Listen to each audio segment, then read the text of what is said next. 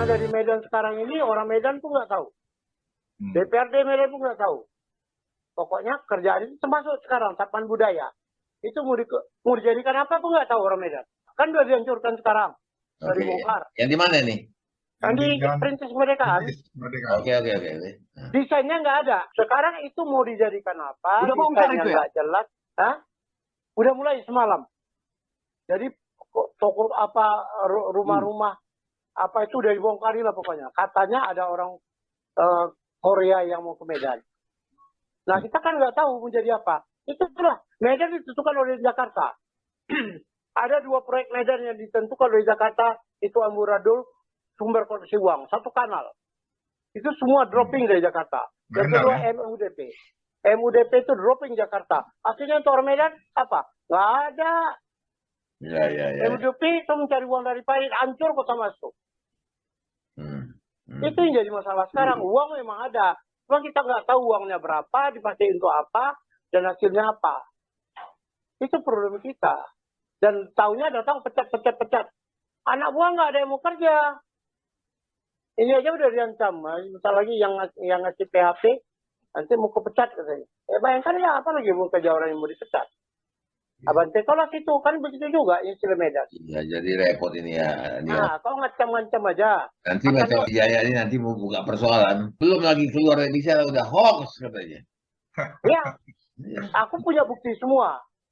Ya mereka nggak perlu bukti, yang penting kalau hoax katanya. Ini susahnya kan gitu. Kita sama ya seperti sama yang lain-lain nih. Bebal juga kita. Jadi ya orang Medan itu bebal. Aku cukup pengalaman dari pertama kali pendidikan Adipura di Sumatera Utara atau di Indonesia ini, aku ikut tim. Aku tim penilaian Adipura untuk khusus Kota Medan.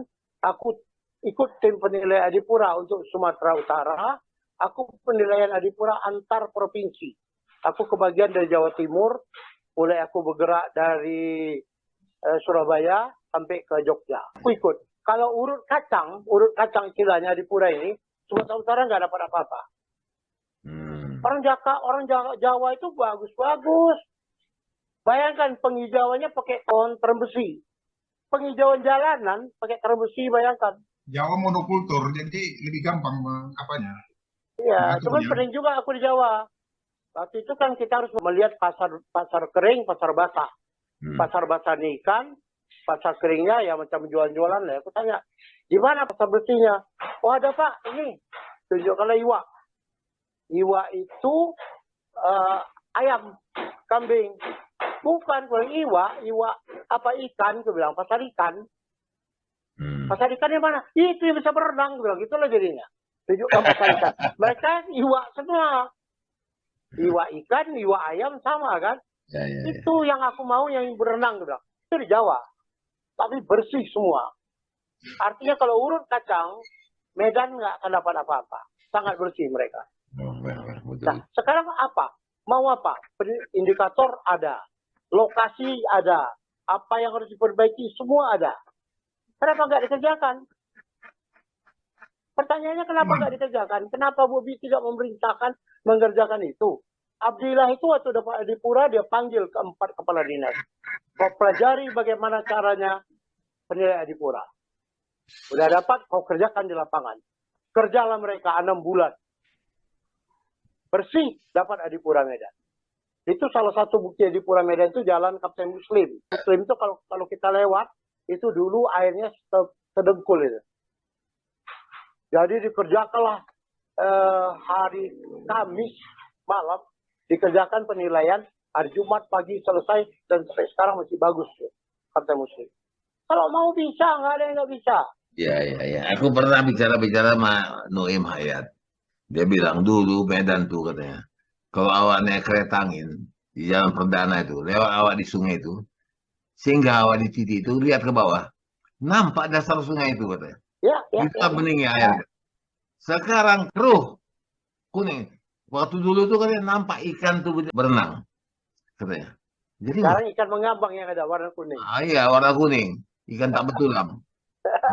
Kita mencoba melihat juga ya mungkin kendala yang dimiliki Bobi ini ada, tapi kita nggak tahu. Jadi karena tidak jelas, kita menduga-duga.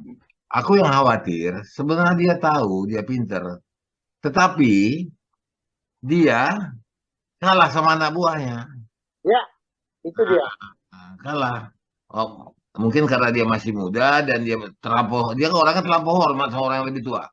Ah, iyalah, iyalah, iyalah. Nah, Oh, terlalu ini kan satu dia. Bang Is. Ah, Kalau abang ke Medan, hmm. abang punya link dengan dia, sarankan sama Bobby itu tadi supaya orang-orang dari luar lingkungan Pemko itu, ada beberapa orang itu maunya dia angkat menjadi staf ahlinya, seperti Bang Jaya Arjuna ini untuk lingkungan. Ada beberapa orang itu dari luar, itu harus tetap untuk mengimbangi orang-orang dari dalam birokrasi itu tadi. Jadi sumbangsih pemikiran itu tertampung oleh dia sehingga dia bisa mengimplementasikannya, membangun Medan ke depan. Jangan hanya orang dalam aja dimanfaatkannya. Kalau kami nanti mengatakan ini kau angkat ini, macam kami butuh gitu. Bukan. Nah, kita tidak butuh. Jadi pemikiran kita itu dia wajar, dia tampung, dia terima. Atau dia bikinlah pertemuan, ya kan? Sekali seminggu, sekali sebulan gitu. Tapi Wara begini. Mungkin kenapa orang-orang seperti Jaya itu sebetulnya harus ada di sekitar wali kota. Tetapi juga dia sensitif. Nanti aku jadi kelihatan bodoh di samping Jaya. Karena ada orang kata-kata begitu. Ini kejiwaan. Menerima pendapat orang seakan-akan dia bodoh. Itu ada. Masa pendapat? Ada orang begitu. Ini masalah kejiwaan. Jadi dia itu juga harus pandai talent scouting, mencari. Dia kan baca surat kabar, baca apa, ya kan? Dia harus cermati itu semua, bisa dimanfaatkannya untuk kepentingan pembangunan di Medan ini. Jangan misalnya dibentuk apa itu? Dewan apa namanya itu Bang Jaya? Dewan Kota. Siapa yang di situ? Nggak pernah kita dengar isi kepalanya begitu. Menjilat aja semua gitu. Maunya kalau Dewan Kota itu tidak seperti itu. Ini dia. Aku sih melihat ya kalau Bobby itu, ini pribadi aku. Harusnya dia mendekati orang seperti Jaya. Yang suka marah kepada dia, yang suka menegur dia. Itu baru benar. Karena orang tua yang baik, orang tua yang memukul anaknya. Kalau kita pukul anak kita bukan orang tua yang baik. Aku pernah nyampaikan sama Abdillah, Dil, kalau cuma berita-berita bagus, kami nggak bicara sama kau. Cuma kalau beritanya kurang bagus, kami akan sampaikan. Itu ada salah satu tempat buang sampah yang sudah disetujui oleh Abdillah. Di hulunya air di Limau Manis. Kalau ini kau setujui di tempat sampah, artinya kau suruh orang Medan minum air buangan sampah. Dan itu dibatalkan oleh Abdillah. Oh gitu.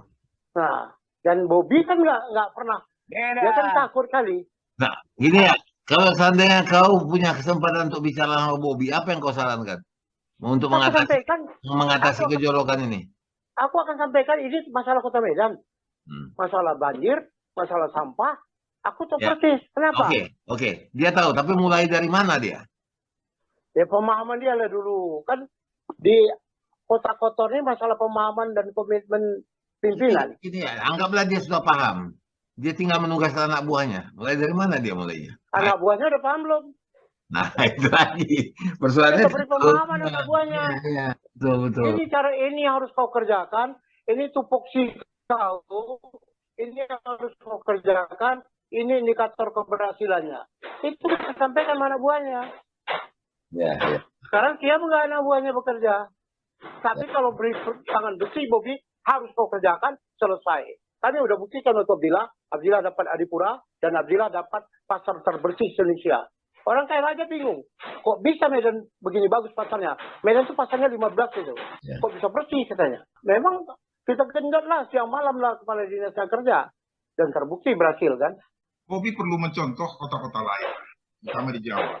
Yang memang abang kakak iparnya, ada iparnya ya? Ada iparnya. Di Jawa itu kalau kita melintas di kota-kota tertentu, itu tak pernah kelihatan ada pasar atau ada pajak lah istilahnya. Ya. Ada itu kelihatan, tapi coba di Medan, sudut ada pasarnya, ada pajaknya. Inilah salah satu titik yang memproduk sampah di Medan. Makanya ketika Rahutman itu sebagai pejabat wali kota, dia sudah benar. Dia habisi semua dulu pedagang itu. Memang risikonya ada, Bang.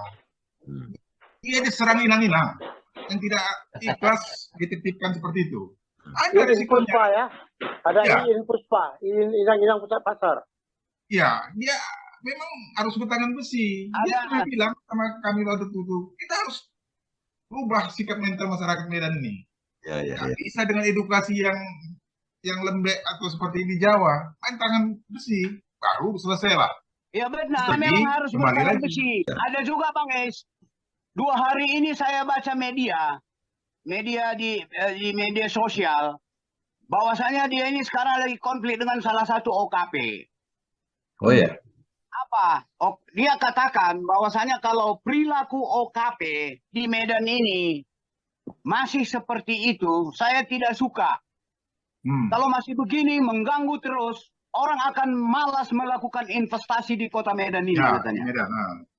Iya kan? Nah, baru kemudian ucapan Bobi ini terus ditampung oleh salah satu ketua Ormas, baik tingkat Sumatera Utara maupun tingkat Kota Madya Medan.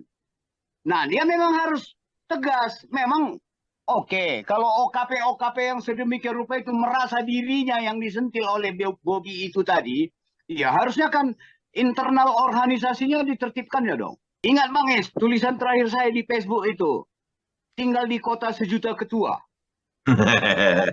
Iya kan?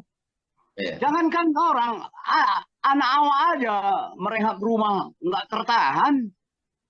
Ya ditertibkan dong. Ini kan kita ini selama ini kalau disentil, selalu saja seperti itu omongan kita. Tetapi kita tidak mendidik anggota ormas kita. Itu mungkin salah satu maksud si Bobi itu tadi. Jadi dia memang harus tegas. Dan kemudian jangan hanya mengakomodir orangnya yang itu ke itu saja gitu sebagai think tank. Artinya begini kalau saya cermati, ya dari satu wali kota ke wali kota yang lain itu aja orangnya di situ.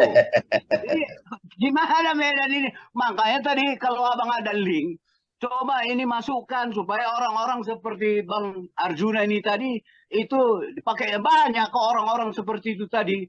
Kita bertujuan untuk membangun Medan ini secara bagus. Kita bukan materi, bukan proyek yang kita cari. Kita ini kan kalangan akademisi ini berpikir Bang, bagaimana supaya gagasan dan pemikiran kita itu bisa dijalankan oleh orang-orang tertentu untuk kebaikan bersama. Bukan duit. Kalau orang lain motivasinya proyek aja semua. Jadi dengan kata lain, kalau aku lihat, seharusnya Bobi itu melihat, misalnya orang-orang seperti Jaya, yang bersuara keras, yang vokal, itu bukan dijauhi, itu justru harus dirangkul dengan bijaksana. Mungkin usianya belum mencapai usia bijaksana Bobi ini.